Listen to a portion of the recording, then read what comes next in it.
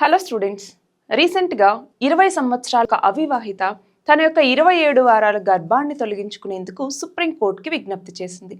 మరి ఈ నేపథ్యంలో సుప్రీంకోర్టు మెడికల్ బోర్డుని అడిగితే బేబీకి ఈమెకి ఎలాంటి హాని లేదు, బేబీలో ఎలాంటి సబ్స్టాన్షియల్ ఫీటల్ అబ్నార్మాలిటీస్ కూడా లేవు అన్నట్టుగా చెప్పింది. దాంతో సుప్రీంకోర్టు ఏమనింది, గర్భస్థ శిశువుకి కూడా జీవించే ప్రాథమిక హక్కు ఉంటుంది, ఏ చట్టము కూడా దాన్ని కాదనలేదు అన్నట్టుగా చెప్పింది. మరి ఆ నేపథ్యంలో మనకి right to life versus right to choice, అంటే బిడ్డకి గర్భస్థ శిశువుకి బతికే హక్కు ఉంటుందా లేదా తన తల్లి కావాలి అనుకుంటుందా వద్దనుకుంటుందా అన్న రెండు కాన్ఫ్లిక్ట్ వచ్చినప్పుడు చట్ట ప్రకారం సుప్రీంకోర్టు నిర్ణయిస్తుంది. మరి దీనికి సంబంధించి చట్టం ఏమని ఉంది అంటే మెడికల్ టర్మినేషన్ ఆఫ్ ప్రెగ్నెన్సీ చట్టం. ఇందులో 1971లో ఈ చట్టాన్ని తీసుకొచ్చారు. కానీ కాలానుగుణంగా దాంట్లో మార్పులు చేసి 2021లో అమెండ్మెంట్ చేయటం జరిగింది. దాని ప్రకారం ఇక్కడ మనం గమనిస్తే 4 ఇండికేటర్స్ ఇంపార్టెంట్. ఏంటవి? ఒకటి వచ్చేసరికి ఇండికేషన్స్, అంటే మ్యారీడ్ ఉమెన్కేనా లేదా అన్మ్యారీడ్ ఉమెన్కి కూడా ఇది వర్తిస్తుందా అనేసి. రెండవది జెస్టేషనల్ ఏజ్ లిమిట్, అంటే ఏంటి, ఎన్ని వారాల వరకు ఒక మహిళ అబార్షన్ చేయించుకోవచ్చు అన్నట్టుగా. అలాగే మెడికల్ ఒపీనియన్, ఎంతమంది మెడికల్ ఒపీనియన్ కావాల్సి ఉంటుంది అబార్షన్ చేయించుకోవాలి అంటే. అలాగే నాలుగవది మహిళ యొక్క కాన్ఫిడెన్షియాలిటీకి ఏదైనా భంగం వాటిల్లితే అప్పుడు ఏంటి అన్నటువంటి 4 కూడా మనం చూడాలి. 1971 చట్టం ప్రకారం ఏంటి, ఓన్లీ మ్యారీడ్ ఉమెన్ కి మాత్రమే ఇది వర్తిస్తుంది, అన్మ్యారీడ్ ఉమెన్ కి ఇది వర్తించదు, ఓన్లీ మ్యారీడ్ ఉమెన్ కి మాత్రమే. కానీ 2021 చట్టం ప్రకారం మ్యారీడ్ ఉమెన్ కి ఇది వర్తిస్తుంది, అలాగే అన్మ్యారీడ్ ఉమెన్ కి కూడా అబార్షన్ చేయించుకునేటటువంటి హక్కు అన్నటువంటిది ఉంటుంది. అంతేకాదు ఇక్కడ గమనించాలి, వీళ్ళ యొక్క ప్రైవసీని, అకౌంటబిలిటీ అన్నటువంటిది కంపల్సరీగా ఎన్ష్యూర్ చేయాల్సి ఉంటుంది. రెండవది వచ్చేసరికి జెస్టేషనల్ ఏజ్ లిమిట్. 1971 చట్టం ప్రకారం కేవలం 20 వారాల ప్రెగ్నెన్సీని మాత్రమే తీయించుకునే హక్కు అన్నటువంటిది ఉండేది, అంతకు మించి తీయించుకునే రైట్ అనేది ఉండేది కాదు. కానీ 2021 చట్టం ప్రకారం 24 వారాలు. ఎవరికి 24 వారాలు?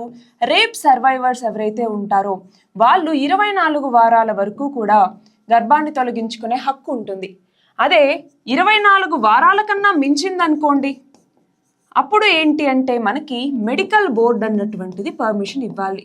ఆ మెడికల్ బోర్డు కూడా ఏ కేసుల్లో పర్మిషన్ ఇస్తుంది అంటే ఫీటస్లో ఏదైనా సబ్స్టాన్షియల్ అబ్నార్మాలిటీస్ ఉంటే మాత్రమే మెడికల్ బోర్డ్ అన్నటువంటిది పర్మిషన్ ఇవ్వటం జరుగుతుంది. మరి ఇక్కడ గమనించాలి, మెడికల్ ఒపీనియన్ అన్నాము. ఇందులోకి వచ్చేసరికి ఒక రిజిస్టర్డ్ మెడికల్ ప్రాక్టీషనర్స్ యొక్క అనుమతి సరిపోతుంది 12 వారాల లోపు గనక ప్రెగ్నెన్సీని తీయించుకోవాలనుకుంటే. అదే 20 వారాలు అనుకోండి, 20 వారాల లోపు అనుకుంటే 2 రిజిస్టర్ మెడికల్ ప్రాక్టీషనర్స్ యొక్క అనుమతి అన్నది తప్పనిసరి. కానీ ఇక్కడ ఏమవుతుంది అంటే 20 వారాల వరకు ఒక్క రిజిస్టర్డ్ మెడికల్ ప్రాక్టీషనర్ అయితే సరిపోతుంది. 24 వారాల వరకు అనుకోండి, అప్పుడు 2 రిజిస్టర్డ్ మెడికల్ ప్రాక్టీషనర్స్ యొక్క అనుమతి కావాలి. అంతకన్నా ఎక్కువ ఉంటే మెడికల్ బోర్డు యొక్క అనుమతి అన్నటువంటిది తప్పనిసరి. మరి ఒకవేళ వీళ్ళ యొక్క కాన్ఫిడెన్షియాలిటీకి బ్రీచ్ అన్నటువంటిది ఏర్పడింది, భంగం అన్నటువంటిది వాటిల్లింది, అప్పుడు కేవలం అప్పట్లో ఫైన్ మాత్రమే వేసేవారు, అప్ టు 1000 రూపీస్. చాలా మినిమల్గా ఉండేది ఫైన్ అన్నటువంటిది.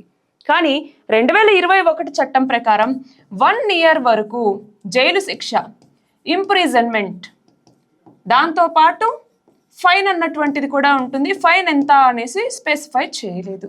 సో ఇవి రెండింటి మధ్య ఉన్నటువంటి మేజర్ డిఫరెన్సెస్ అనమాట. సో ఇప్పుడు ఈ మహిళ 2021లో తీసుకొచ్చినటువంటి medical termination of pregnancy amendment act ప్రకారం సుప్రీంకోర్టుకి వెళ్ళింది. అన్మ్యారీడ్ ఉమెన్, 27 వారాల గర్భవతి, సో 24 వారాల కన్నా ఎక్కువ గర్భం ఉంది కాబట్టి మెడికల్ బోర్డు పరీక్షించి ఎలాంటి సబ్స్టాన్షియల్ ఫీటల్ అబ్నార్మాలిటీస్ అన్నటువంటివి లేవు.